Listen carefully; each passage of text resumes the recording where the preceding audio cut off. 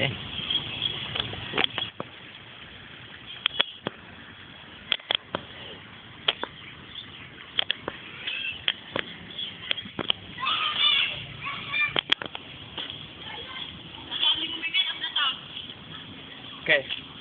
anda bersama saya dalam rancangan Generasi Remaja.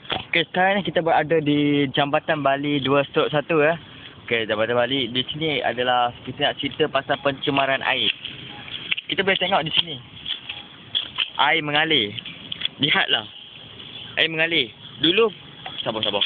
Dulu kawasan ini penuh didiami oleh buaya, biawak, ikan paus, semua ada. Tapi sekarang tengok apa dah jadi. Sampah sarap bersepah. Tu, chewing gum siapa tu?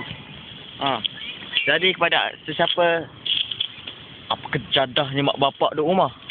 Apa kejadahnya kalau mak bapak duduk rumah tengok tengok anak-anak main PlayStation.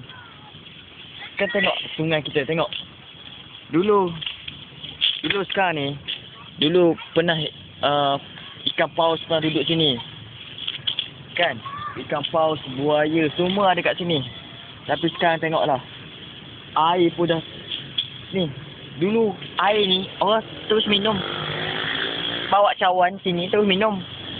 Sekarang kena tapis. Samak 7 kali dulu. Baru boleh minum. Tapi tengoklah zaman sekarang. Sampai berbuih.